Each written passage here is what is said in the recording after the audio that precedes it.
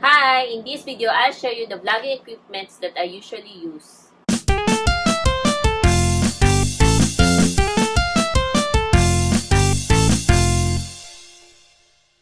I generally make three types of videos. One, the craft and haul video. Two, the medical related video or medical informatics. And three, travel videos.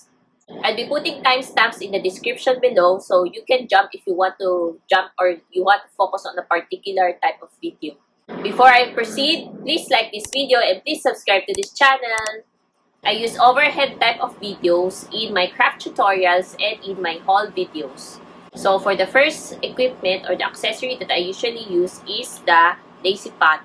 I got this from Shopee. I got this in white and in blue because I usually do the view and the 45 degrees view. Huawei lazy pad. So this one, there's a screw that you can adjust for your table, and then this one actually comes with one for iPad mini or iPad tablet, and I just changed it to the clip for phones since I'm using mobile in my videos. What I like about this is this one is kind of sturdy, and also it's also sturdy for holding your phone.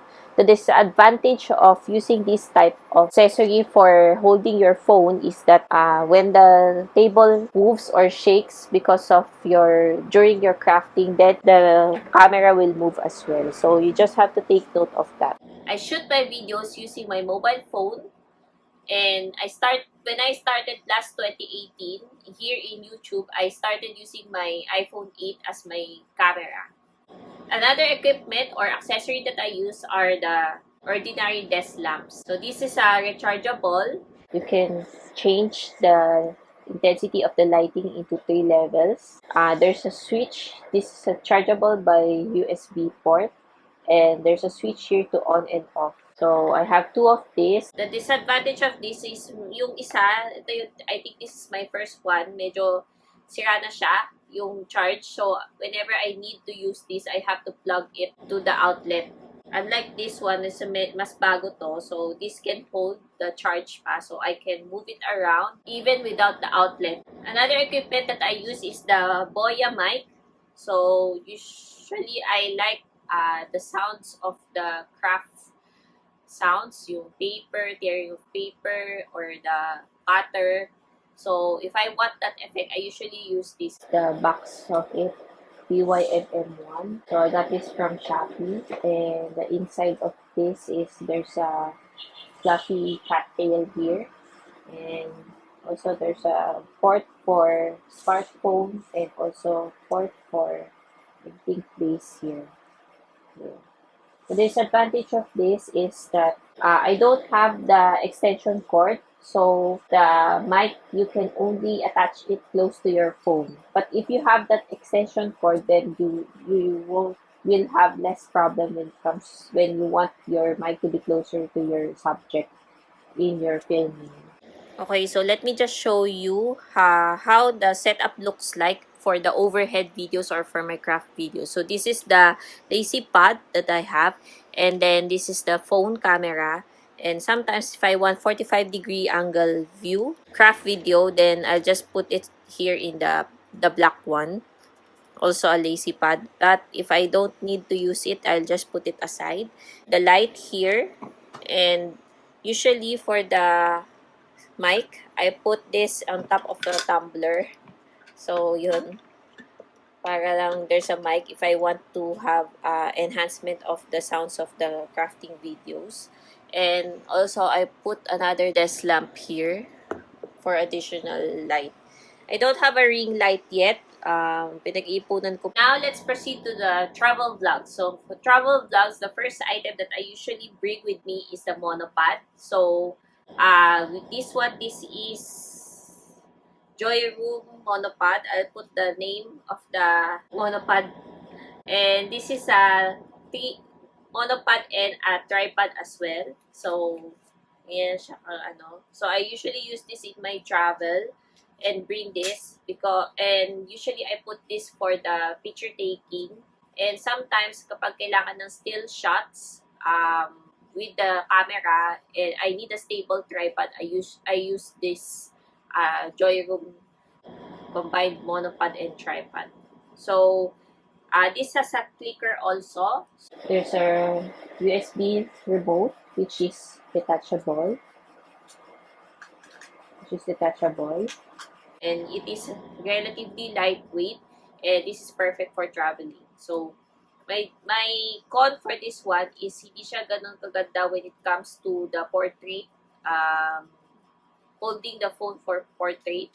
So, yun lang yung ayoko sa kanya. But I like this because this is compact. So, you can fold the monopod like this, and then, yun, very easy to carry in your bag or in your purses. The next item that I use in traveling is the gimbal. This is the Feiyu 2. I got this during the Digital Walker Madness sale. Parang mga around 4,000 ko siya nakuha 1 year ago. So, it comes with a protective case to protect your gimbal. This is gimbal 2. Here you can adjust this to tilt this one up, down, left, and then you can turn the mechanism here. If you turn this left and right, and this is the power button, this is the record button, and here you have the USB charging port and the hold button if you want the gimbal not to move. This is where you attach the phone, and you can use this also as a charging cable for micro USB.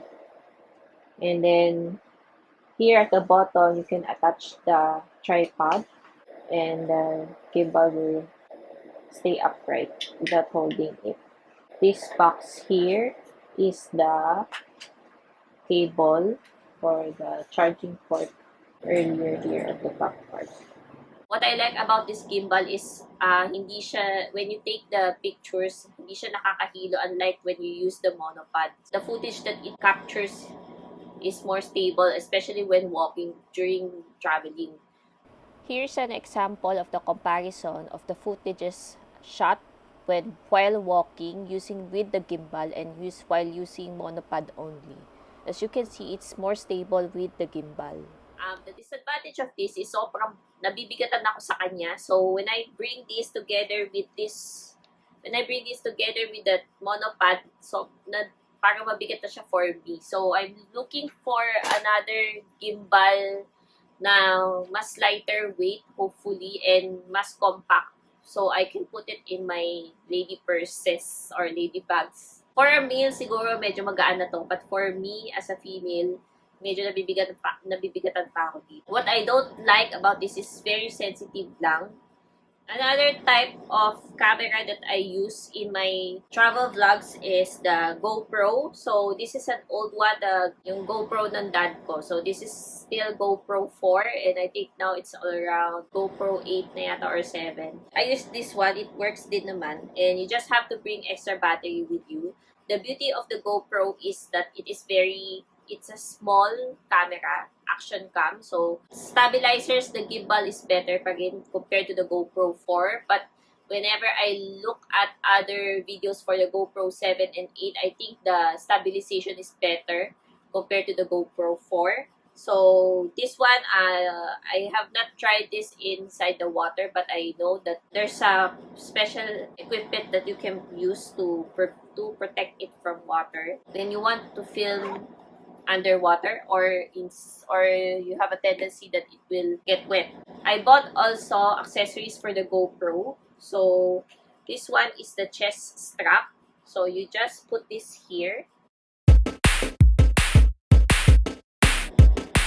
Yan. And then you just attach your GoPro. Yan. So you so you just attach this. So you'll have both hands in your travel vlog. So, syempre, mas maganda pa rin yung may dalawang kamay. And then, yun na, ganyan siya.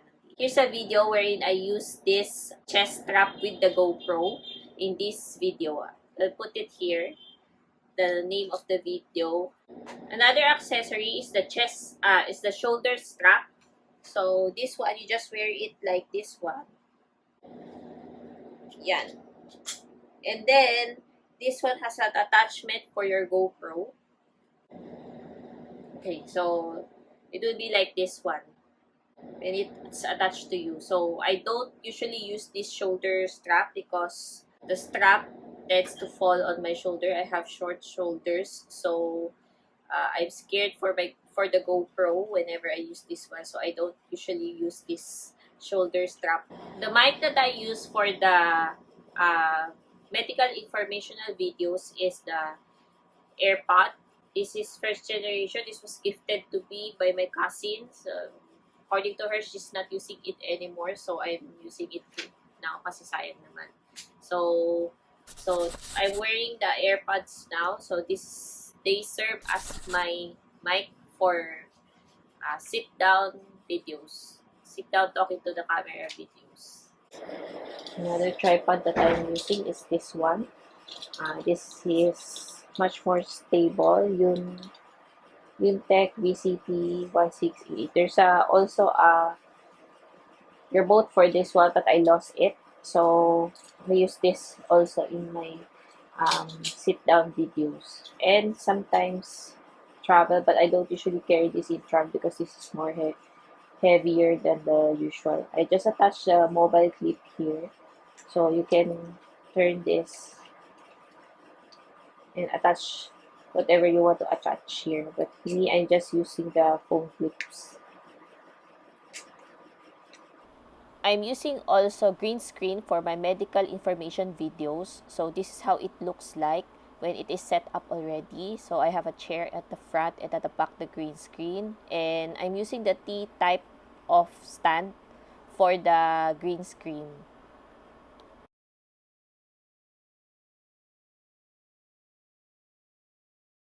If you'll notice, my equipments are on the minimalist side because I want to have less items to carry, especially in traveling. Because you'll have to carry your purse pa and then you'll have to carry those vlogging equipment. So, ayoko nang mabigat. Hope you get something from this video. Please give this video a thumbs up and please subscribe to this channel. Bye-bye!